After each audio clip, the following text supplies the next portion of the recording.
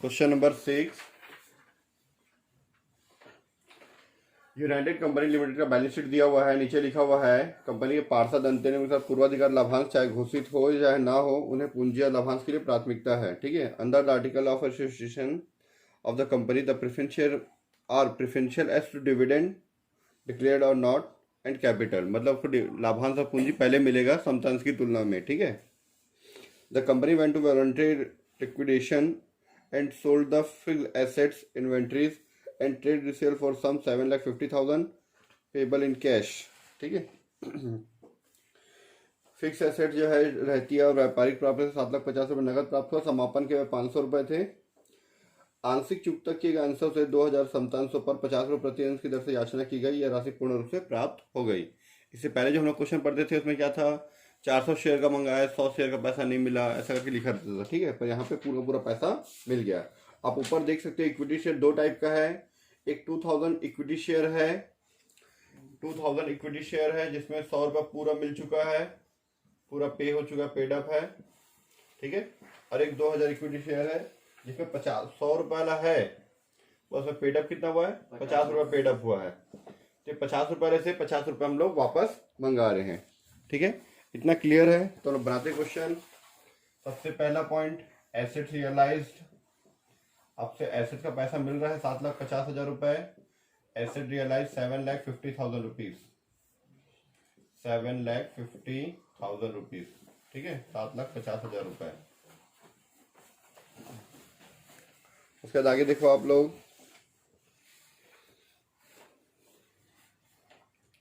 Cash and cash equivalent 500 रुपये दिया हुआ है। उसको सबसे पहले लिखना था, तो मैं यहाँ लिख देता हूँ cash and cash equivalent. Question में दिया हुआ है, देखो बैलेंस शीट में सबसे लास्ट में कैश एंड कैश इक्विवेलेंट्स 500 रुपये मिला। वो पैसा हमारे पास पहले से है। ठीक है। उसके बाद 3 point, amount receive from equity share holder. Amount receive from equity share holder, equity share holder. ठीक है। इक्विटी शेयर होल्डर हो गया। 2000 इक्विटी शेयर वालों से 2000 शेयर का 50 रुपए के हिसाब से ना, इंटू ₹50 के हिसाब से आपका 1,00,000 रुपये आपका आ जाएगा। ठीक है। इधर देखना आप लोग, जब भी अगर बैलेंस शीट दिया हो ना तो एक बार बैलेंस शीट चेक कर लेना, बैलेंस शीट में कुछ चीज दिया तो नहीं है। जैसे बैंक लोन डेटर देख लेना। ठीक है। तो इसमें देखना, बैंक लोन देखोगे ना आप लायबिलिटी साइड में, तो लिखा हुआ है secured by debtor and stock. ठीक है। बैंक ऋण जिसमें रहती है और देनदार की प्रतिभूति है, मतलब सिक्योरिटी है। तो यहाँ पे एसेट जो रियलाइज हुआ है ना 7,50,000, उसमें डेटर और बैंक और जो बैंक मतलब जो है आपका डेटर और स्टॉक जिसका पेमेंट होगा। ठीक है। तो मैं इसको डाल रहा हूँ ए पॉइंट, इसको डाल रहा हूँ मैं B point. C point, surplus from, ठीक है, ये लिख सकते हो ऐसे, एसेट्स रियलाइज्ड कितना मिला है, 7,50,000 ये आपको मिला हुआ है। ठीक है। 7,50,000 मिला है। माइनस करेंगे इसमें बैंक लोन। बैंक लोन कितना है, 50,000, क्योंकि लोग सिक्योरिटी पे थे। लोग ना सिक्योरिटी पे बैलेंस शीट दिया ना आपको। अगर क्वेश्चन में बैलेंस शीट अगर दिया हुआ है तो बैलेंस शीट में एक बार लायबिलिटी साइड चेक कर लेना, कहीं पे कोई चीज गिरवी में तो नहीं है। पर बैंक लोन में गिरवी है। ये स्टॉक और डेटर से जो पैसा मिला है मशीनरी से, तो उसमें डेटर और स्टॉक क्या है, गिरवी है। तो बैंक लोन का पेमेंट कर दो। ठीक है। बैंक लोन का पेमेंट कर दो। बैंक लोन हमारा कितना है, 50,000। 50,000 आप पेमेंट कर दिए, ये आपका हो गया 7,00,000 रुपए आपके पास आया। ठीक है। 7,00,000 रुपीज। चलो आगे देखते हैं हम लोग। चलो उसके बाद स्टार्टिंग से पेमेंट करना स्टार्ट करते हैं। बाकी सब चीज़ तो आ गया। ए पॉइंट, सबसे पहले लिक्विडेशन कॉस्ट। ठीक है। लिक्विडेशन कॉस्ट, समापन व्यय कितना दिया इस क्वेश्चन में, समापन व्यय 500 रुपए। ठीक है। 500 रुपीज। बी पॉइंट, पारिश्रमिक दिया है क्या, नहीं दिया है, पारिश्रमिक के बारे में कुछ नहीं बोला। ठीक है। चलो ठीक है, पेमेंट करते हैं। पेमेंट करने के लिए सबसे पहले नॉन करेंट लायबिलिटी वालों पेमेंट करते हैं, फिर करेंट लायबिलिटी वालों पेमेंट करते हैं, है ना। नॉन करेंट लायबिलिटी में बैंक लोन का पेमेंट हो गया। करेंट लायबिलिटी में आपका 1 लाख रुपए जो दिया हुआ है लायबिलिटीज, उसका पेमेंट कर देते हैं, ठीक है। उसके बारे में नीचे कुछ बोला है क्या? नहीं बोला है ना।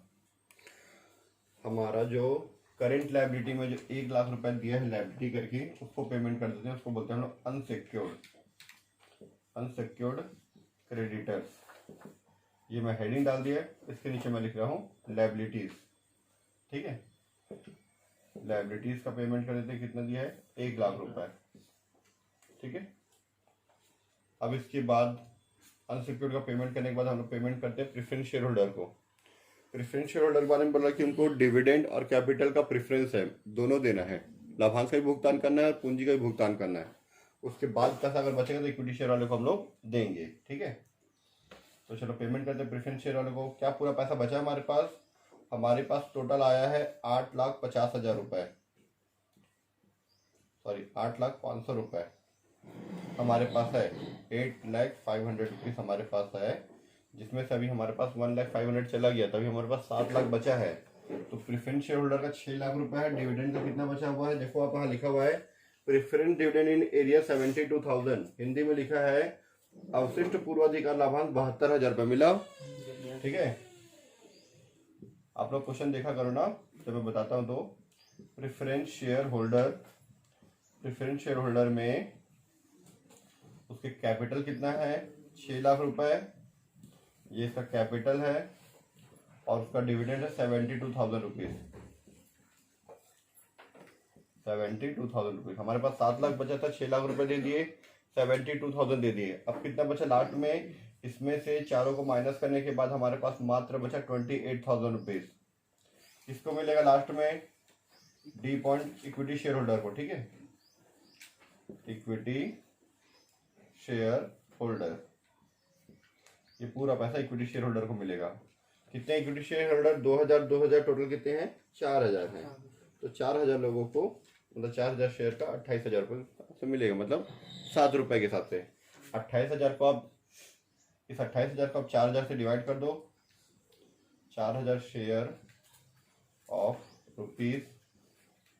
₹7 ईच, 7 रुपये आएगा। तो 28,000 को आप 4,000 से डिवाइड कर दो, 7 रुपये आपका आंसर आ जाएगा, ठीक है। 8,05,000 रुपये। ये हो गया हमारा question number 6 complete.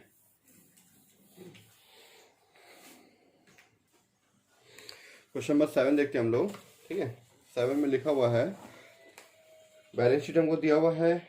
Balance sheet में नॉन करेंट लायबिलिटी में देखना, आप लिखा है mortgage debenture secured against land and building, 5 lakh रुपए लिखा हुआ है, ठीक है। फिर इसके नीचे करेंट लायबिलिटी में बैंक लोन है जो सिक्योर्ड अगेंस्ट स्टॉक लिखा हुआ है, ठीक है। ये मिला यहाँ पे बैलेंस शीट के अंदर में, ठीक है। उसका नीचे लिखा है कि भाई लिक्विडेटर्स को 1% कमीशन मिलेगा, लैंड एंड बिल्डिंग से 10% ज़्यादा पैसा मिला जो उसका पुस्तकीय मूल्य था, और प्लांट एंड मशीनरीज प्लांट से जो है 5% कम, स्टॉक से 5% अधिक मिला है, ठीक है। फिर प्रेफरेंशियल क्रेडिटर जो है 50,000 रुपये के हैं। टोटल देखो ट्रेड पेबल कितना है? 3 लाख रुपए दिख रहा है ऊपर में। ट्रेड पेबल देखो 3 लाख रुपए है, उसमें 50,000 रुपये हमारा प्रेफरेंशियल क्रेडिटर है, ठीक है। प्रेफरेंशियल क्रेडिटर जो है उसको 1,000 रुपये डिविडेंड का बकाया है, बैलेंस है, एरियर है, ठीक है। किंतु पूर्वाधिकार को केवल पूंजी की वापसी की का पूर्वाधिकार है, उनको पूंजी का पहले मिल जाएगा पैसा, ठीक है। But the preference share are preferential only as to capital, ठीक है। तो लोग बनाते हैं liquidator final statement of account बना लेते हैं। क्वेश्चन नंबर 7,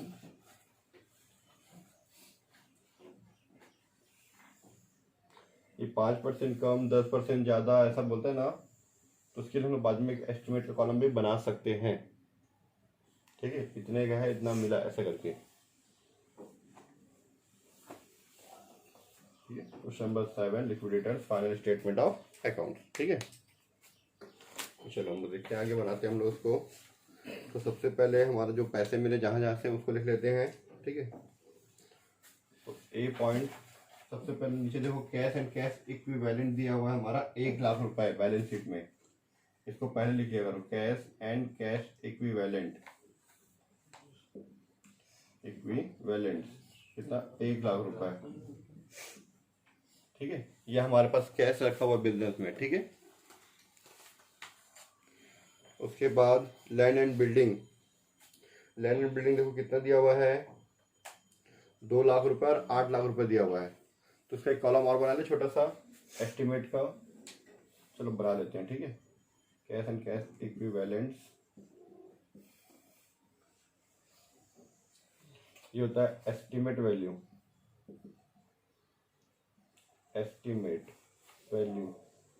ठीक है, और ये amount realised,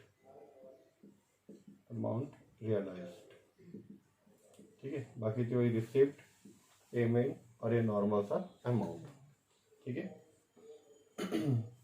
C point assets realised, इसमें सबसे पहले मेरा क्या है, लैंड। ठीक है, कितना दिया लैंड हमारा, 2 लाख रुपए दिया हुआ है क्वेश्चन में। ठीक है, 2 लाख रुपए दिया हुआ है। 2 लाख में आपको उसका कितना मिल रहा है, 10% ज़्यादा मिल रहा है। तो 2 लाख का 10% प्लस करो तो आपका हो जाएगा 2,20,000 रुपए। इतना क्लियर है? ठीक है, फिर उसके बाद बिल्डिंग कितना, 8 लाख रुपए। बिल्डिंग हमारा है 8 लाख रुपए। 8 लाख का 10% निकालो तो 8,80,000 रुपये आएगा। ठीक है, चलो बिल्डिंग के बाद हमारा दिया हुआ है प्लांट, जो कि 10 लाख रुपए का है प्लांट। इसमें 5% कम मिल रहा है। ठीक है, इसका 5% कम करके निकालो तो आपका आएगा 9,50,000 रुपीज। ठीक है, 9,50,000 रुपीज। इसके बाद हमारा यहाँ पे इन्वेंट्रीज हमारा है 5 लाख रुपए। 5 लाख रुपए में आपको उसका 5% ज्यादा मिला है। ठीक है, 5 लाख का 5% निकाल दो, 5,25,000 रुपीज। ठीक है, उसके बाद एसेट साइड में देख सकते हो, लैंड हो गया, बिल्डिंग हो गया, प्लांट हो गया। एसेट साइड देखो आपका, आपके बुक में एसेट साइड में देखो लैंड मिला, बिल्डिंग हो गया, प्लांट हो गया, इन्वेंट्री हो गया। इन्वेंट्री होने के बाद जो वीडियो देख रहा है, वीडियो वाले भी देखो, है ना, अपने बैलेंस शीट में। ठीक है, ट्रेड रिसीवेबल में देखना, आप लोग देखोगे वहां पे अमाउंट दिया हमारा 3 लाख रुपए। ये हमारा एस्टिमेट है जो हमारे बैलेंस शीट से हम लोग लिखे हैं। ये 3 लाख, ये सब जितने भी अमाउंट लिखे सब बैलेंस शीट का अमाउंट है। कम ज्यादा मिल रहा है उसको एडजस्ट करके हम लोग लिखे, कम मिल रहा है तो माइनस करके, ज्यादा मिल रहा है तो प्लस करके। लेकिन ये जो ट्रेड रिसीवेबल के बारे में कुछ भी नहीं बोला है, हिंदी में इसको बोलते हैं व्यापारिक प्राप्य, है ना। इसके बारे में कुछ भी नहीं बोला है, तो पूरा 3 लाख रुपए मिलेगा। ठीक है, ट्रेड रिसीवेबल है, ट्रेड रिसीवेबल 3 लाख रुपए नीचे दिया हुआ है हमारा इन्वेंट्री के नीचे, है ना। एसेट साइड में देखना है हमको। ठीक है, 3 लाख रुपए। उसके बाद कैश एंड कैश इक्विवेलेंट तो पहले लिख दिए थे हम लोग यहाँ पे, cash and cash equivalent 1 lakh रुपए। ठीक है, सारा चीज हो गया। और अनअमोर्टाइज्ड प्रीमियम एक्सपेंस दिया होता हमारा खर्चा है, वो तो पैसे थोड़ी देंगे उसको। ठीक है, उल्टा उसको पैसा देना पड़ता है। ठीक है, क्लियर। चलो पेमेंट साइड में आ जाते हैं। ए पॉइंट, समापन में दिया क्वेश्चन में नहीं दिया है। ठीक है, direct liquidator remuneration, liquidators remuneration. ठीक है, जितना भी आएगा उसका रफ में हम लोग जोड़ेंगे कि संपत्तियों से प्राप्त राशि। ठीक है, इसको जोड़ेंगे। ये 1 लाख रुपए आप बेचे नहीं हो, ये आपके पास पहले से कैश था, इसका टोटल करो कितना आ रहा है। चलो मैं कर लेता हूँ यहाँ पे 2,20,000, 8,80,000 हो गया, 11 लाख, ये हो गया 21 लाख, 20,50,000, 3 24,50,000, 24 और 5 29,75,000। और उसमें 1 लाख रुपए अगर मैं अमाउंट को जोड़ देता हूँ तो मेरा आएगा 30,75,000 रुपए। ठीक है, तो हमारा देखना लैंड एंड बिल्डिंग में 10% ज्यादा मिला है। लैंड कितना है, 2 लाख रुपए का। ठीक है, देखो अपने बुक में लैंड कितना दिया है, 2 लाख रुपए। बिल्डिंग कितना दिया है, 8 लाख रुपए मिला। ठीक है, ऊपर में देखोगे आप लायबिलिटी साइड में mortgage debenture secured against land and building 5 lakh रुपए। जैसे ही आपका जमीन से, भूमि और भवन से आपका जो पैसा रिकवर होगा, तुरंत आपको 5 लाख रुपए पेमेंट भी करना पड़ेगा यहीं पे, ठीक है। तो बी पॉइंट असल लिखते हैं हम लोग, सरप्लस फ्रॉम सिक्योर्ड क्रेडिटर लिख सकते हैं, मॉर्गेज डिवेंचर, या लिख देते हैं land and building. Land and building से कितना सरप्लस आया, ठीक है। तो लैंड से आपका पैसा कितना आया था, 2 लाख रुपए है। नीचे बोला है कि 10% आपको ज्यादा मिलेगा, 2,20,000 रुपए। 2 लाख का चीज है तो, ठीक है। बिल्डिंग देखो आपको कितना दिया है, 8 लाख रुपए दिया है। इसका 10% निकालो तो 80,000 रुपए, मतलब कितना मिलेगा आपको, 8,80,000 रुपए, ठीक है।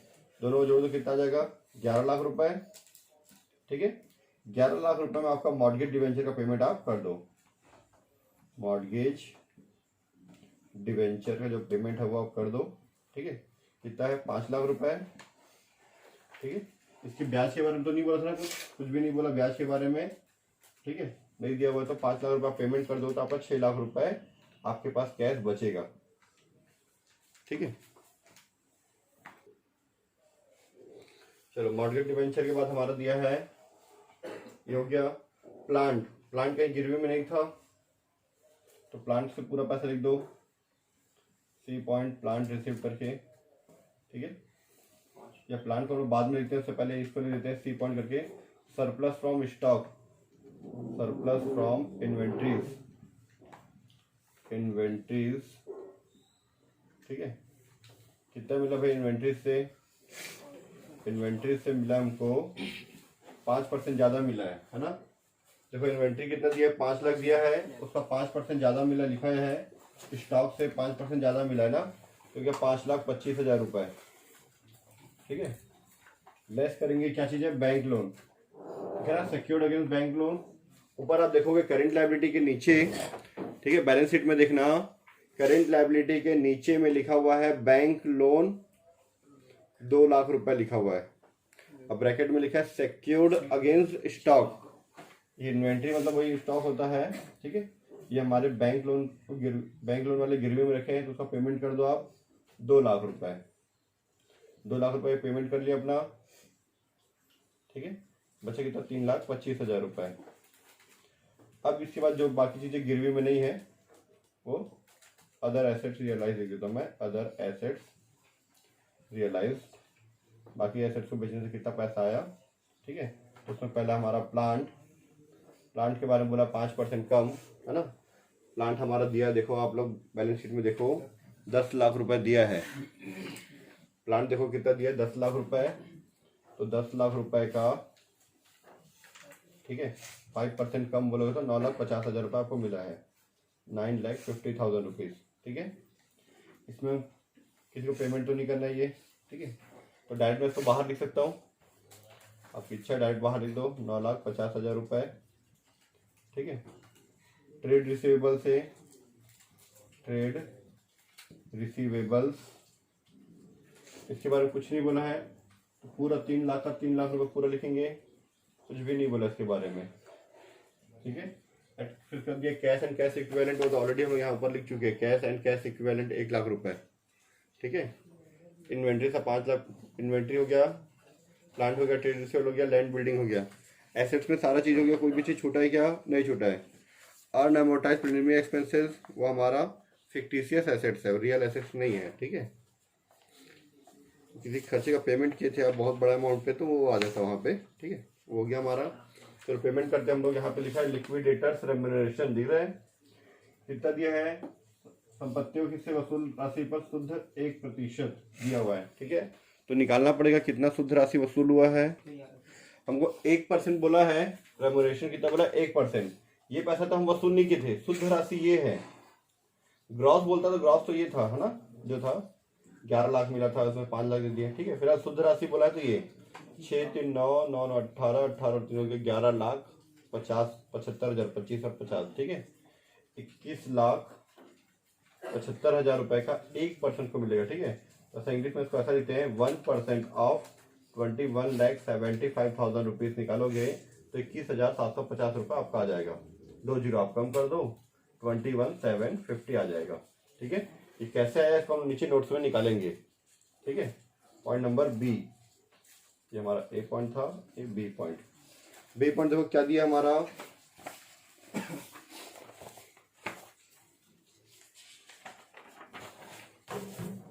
ठीक है। अब किसको पेमेंट करना है, ऊपर शेयर इक्विटी एंड लायबिलिटी में जाओ, इक्विटी एंड लायबिलिटी में ऊपर में उसमें दिया हुआ आपका non current liability 5 lakh payment हो चुका है, बैंक लोन का पेमेंट हो चुका है, बचा क्या, ट्रेड पेबल, है ना। ट्रेड पेबल को हम लोग क्या बोलते हैं, अनसिक्योर्ड, अनसिक्योर्ड क्रेडिटर्स। अब उसका नाम लिख सकते हो, ट्रेड पेबल चलेगा, ठीक है। इसके नीचे मैं लिख रहा हूँ ट्रेड पेबल्स, ठीक है। ये ट्रेड पेबल्स वाले में देख लेना, नीचे कहीं सिक्योर्ड तो नहीं लिखा है, प्रेफरेंशियल पूर्वाधिकार लेनदार, ऐसा कुछ तो नहीं लिखा है, नहीं लिखा है। पूर्वाधिकार लेनदार देखा तो उसको अलग पेमेंट करते हैं और फिर बाकी लोग को अलग पेमेंट करते हैं, ठीक है। जैसे आपका दिया यहाँ पे ट्रेड पेबल 3 लाख दिया है, नीचे में हो सकता है, बोल सकता है इसमें पूर्वाधिकार लेनदार 50,000 है, तो पहले 50,000 पेमेंट करो, फिर बाकी 2.5 लाख अलग से पेमेंट करो। ध्यान से समझना मैं क्या बोल रहा हूँ। ट्रेड पेबल आपको 3 लाख रुपए दिया है और नीचे में क्या बोल रहा है आपको कि इसमें पूर्वाधिकार लेनदार 50,000 है, तो आप प्रेफरेंशियल क्रेडिटर करके 50,000 अलग पेमेंट करो, अदर करके अलग पेमेंट करो, ठीक है। पर यार कुछ नहीं बोला तो पूरा 3 का 3 लाख पूरा पेमेंट होगा, ठीक है। नेक्स्ट पॉइंट देखना,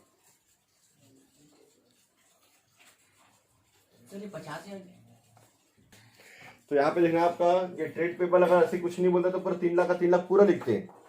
ट्रेड पेबल कुछ नहीं बोलता तो पूरा का पूरा लिखते हैं, पर यहाँ पे हमारा दिया हुआ है कि इसमें प्रेफरेंशियल जो हमारा है, प्रेफरेंशियल क्रेडिटर कितना है 50,000 और अदर कितना है फिर 3 लाख रुपए टोटल है। 3 लाख रुपए में आप 50,000 हटा दो तो जाएगा आपको 2,50,000। आखिर आप 3 लाख ही पेमेंट किए हो, लेकिन ये व्यक्ति अलग है, ये व्यक्ति अलग है, ये पर्सन अलग है, पहले इसको पेमेंट करोगे फिर इसको पेमेंट करोगे, क्योंकि अगर पैसा नहीं बचा तो उनको अपने हिसाब से पेमेंट करोगे, लेकिन इनको पूरा पूरा पेमेंट करोगे, इसीलिए पहले इसको पेमेंट करते हैं फिर इसको पेमेंट करते हैं। अगर आप रियलिटी में जाओगे तो आपको लगेगा 3 लाख तो पेमेंट करना था, हमारे पास तो पैसे हैं, नहीं रहता तो लिक्विडेटर कैसे पेमेंट करेगा, सबसे पहले इनको पेमेंट करेगा पूरा 50, उसके बाद बचेगा तो फिर इनको अपने हिसाब से पेमेंट करेगा जितना बचेगा, ठीक है। ये हो गया हमारा। आगे देखते हैं सी पॉइंट, ठीक है। इक्विटी एंड लायबिलिटी में नॉन करेंट वाला पेमेंट हो चुका है, यहाँ पे मॉर्गेज डिवेंचर का बैंक लोन का पेमेंट हो चुका है, ट्रेड पेबल का पेमेंट हो गया। अब बच गया प्रेफरेंस शेयर होल्डर, ठीक है, उसका निकाल देते हैं, प्रेफरेंस शेयर होल्डर्स,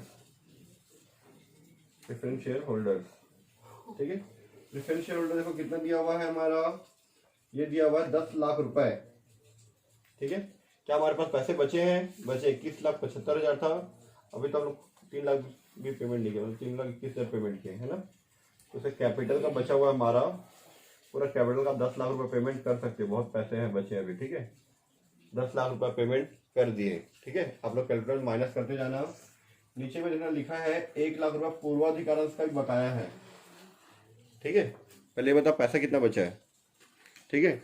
इसका टोटल आ रहा हमारा 21,75,000 रुपीज। 21,75,000 में अब सॉरी 22 लाख है ना, 22 लाख रुपए, ठीक है। 22,75,000 रुपये का टोटल है, इसमें से 3 वो चारों को माइनस करो, कितना है थोड़ा सा मुझे बताना।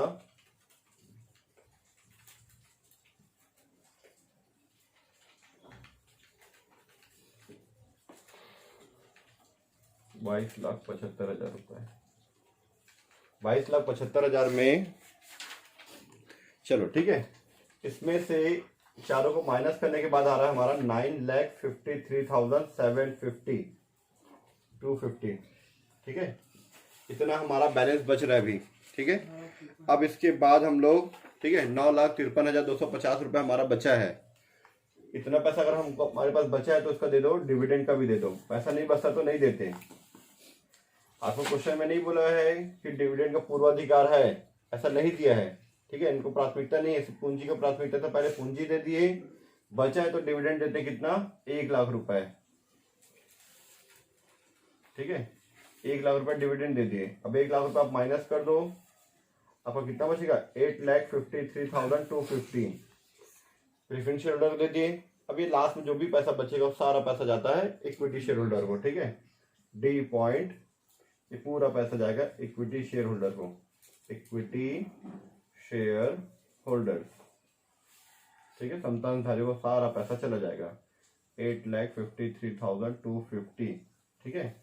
अब आप लोग अपने बैलेंस शीट में चेक करना, नंबर ऑफ शेयर कितना दिया, इक्विटी शेयर 20,000 दिया है, ठीक है। अब 20,000 शेयर का आपको 8,53,250 मिला है, तो इसको आप 20,000 शेयर से डिवाइड करोगे, 20,000 शेयर ऑफ रुपीज कितना आएगा मैं आपको बताता हूँ कैलकुलेटर से डिवाइड करके। ये आएगा मेरा लगभग, तो मैं कैलकुलेटर में टाइप किया 853250, 8,53,200 रुपये। इसको डिवाइड कर दूंगा 20,000 शेयर से, तो मेरा आ जाएगा ये 42.6625 आ रहा है, 42.6625, ठीक है। तो ये आ जाएगा 42.6625 ईच, ये पर शेयर लिख सकता हूँ मैं। इसको मैं 20,000 से डिवाइड किया हूँ, 8,53,250 को 20,000 से डिवाइड किया तो मेरे इतना पैसे आ गए, ठीक है। ये हमारा क्वेश्चन हमारा 7th जो है कंप्लीट हो गया। इसका वर्किंग नोट बनाना पड़ेगा हमको, ठीक है। वर्किंग नोट बना लेते हैं, ठीक है। सबसे पहले शुद्ध राशि प्राप्त है ना, नेट रियलाइज, इधर लिखना नेट रियलाइज कितना हुआ, या नेट रियलाइजेशन 6 लाख रुपए, सबको जोड़ दो ना आप, 6 लाख रुपए प्लस 3,25,000 रुपए, 9,50,000 रुपए, अरे 3 लाख रुपए। अगर इतने को जोड़ते हो तो 21,75,000 रुपए आ रहा है, ठीक है। 6 3 9 15 हो गया, ठीक है। ये आ गया आपका, ठीक है। इसी पे हम लोग 1% यहाँ पे कमीशन देते हैं। अगर आप यहाँ पे कमीशन नहीं निकालना चाहते तो यहीं पे निकाल सकते हैं। निस्तारक का पारिश्रमिक 21,75,000 का 1% ऐसा करके निकाल सकते हो, ठीक है। आप लोग इस चैप्टर में कॉर्पोरेट में बता रहा हूँ मैं, 1-2 नोट्स लिखना ही, आपको समझ में नहीं आएगा तो भी कहीं ना कहीं से कुछ ना कुछ डाल के लिख देना। नोट्स लिखना हमारे लिए फायदेमंद होता है, कॉर्पोरेट में मार्क्स मिलते हैं, थोड़ा सा अच्छा इंप्रेशन जाता है एग्जामिनर पर।